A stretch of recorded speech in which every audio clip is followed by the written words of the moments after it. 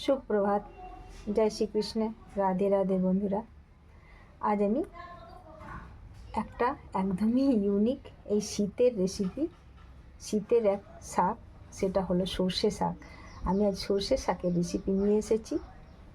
সর্ষে শাক খুব সহজ এবং খুব তাড়াতাড়ি কিভাবে আমরা করে ফেলি, চলুন দেখাই। সর্ষে শাক করতে গেলে কি করতে হবে? আগে বেছে কেটে নিতে হবে, আর কাটার পরে ধুয়ে নিতে হবে। তো এই যে আমি জল দিয়ে ধুয়ে তুলে নিয়েছি।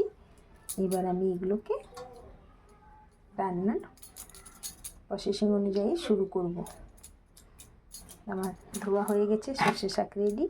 এবার আমি কড়াই বসিয়ে দেব। এখানে আমি কড়াই বসিয়ে দিয়েছি, গ্যাসও জ্বালিয়ে দিয়েছি। এবার আমি কড়াইয়ে তেল দিয়ে দেবো। এখানে আমি তেল গরম হতে দিয়ে দিয়েছি।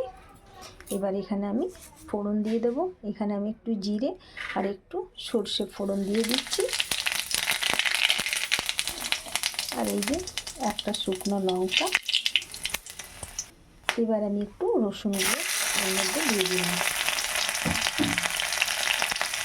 কাঁচা লঙ্কা আমি একটু দিয়ে দিয়েছি, একটু ঝাল ঝাল স্বাদের জন্য একটু কুচি করে দিয়েছি। আর একটা আমি এরকম চিড়ে দিয়েছি। তার মানে রসুনটা ভাজা হয়ে যায়। অল্প একটু কুচনো পেঁয়াজও আমি দিয়ে দিলাম। পেঁয়াজটা অপশনাল, না দিলেও হবে, একটু দিলাম, ভালো গন্ধ বেরোবে বলে। রসুন ফোড়ন আমার হয়ে গেছে তৈরি। এবার আমি রসুনগুলো দেখুন লাল হয়ে এসছে। কিছুটা আমি তেল আর রসুন এখানে তুলে রেখে নেব।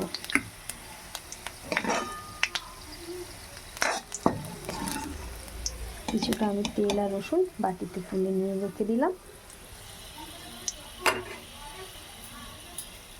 এবার আমি এর মধ্যে শাকটা দিয়ে দেব। শাকটা আমি একটু নাড়াচাড়া করে নিচ্ছি। শাকটা আমি একটু ঢাকা দিয়ে দিয়েছিলাম যেন তাড়াতাড়ি জুড়ে যায়। আর যতটা কম হওয়ার হয়ে যাবে, তাহলে আমার লবণটা দিতে সুবিধে হবে। ঢাকাটা আমি এখন খুলে নিচ্ছি। এবার আমি এটাকে, শাকটা অনেকটাই জলটা বেরিয়ে গেছে, জড়ে গেছে, তার অনেকটাই কম হয়ে গেছে। এবার আমি স্বাদ মতো এখানে লবণ দিয়ে দেবো। এবার আমি একটু হলুদ দেবো। হলুদটা খুব বেশি দেবো না, শাকে বেশি হলুদ দেওয়ার দরকার হয় না, তবে অল্প একটু দিতে হয়। এখানে যে পোকামাকড় থাকে সেই জীবাণুটাকে মারতে হলুদের কাজ করে, তাই একটু হলুদ দিতে হয় শাকে। আমি এতে কোনো মশলা ব্যবহার করবো না। হয়তো অনেকেই একটু ধনে গুঁড়ো বা জিরে গুঁড়ো দিয়ে থাকে, কিন্তু না, আমরা সাধারণত এসব শাকে এইভাবেই ভাজা করবো যেহেতু, তাই আমি এখানে কোনো ধনে গুঁড়ো জিরে গুঁড়ো কিছু দেবো না। শুধু একটু নুন আর হলুদ দিলাম। এবার আমি ভালো করে আরেকবার ঢাকা দিয়ে সেদ্ধ করে নেব। যা জল আছে লবণ দেওয়ার পরে জলটা বেরিয়ে যাবে, আর সেই জলেই শাকটা তৈরি হয়ে যাবে। আলাদা করে জল দিতে হবে না। আমি এখন ঢাকা দিয়ে দিচ্ছি। আমার সর্ষে শাক প্রায় রেডি হয়ে গেছে। এবার আমি একটু চিনি দিয়ে দেবো। কয়েক দানা চিনি দিলে নুনের যে ব্যালেন্সটা সেটা তো ঠিক হয় না, তাছাড়া সর্ষে শাকে একটু চিনি দিলে মিষ্টি মিষ্টি, হালকা একটা মিষ্টি মিষ্টি স্বাদ, নুন মিষ্টি বেশ স্বাদটাও খুব ভালো লাগে। তা আমার এই দেখুন শাকটা তৈরি হয়ে গেছে, জলও মরে গেছে আর সিদ্ধও হয়ে গেছে।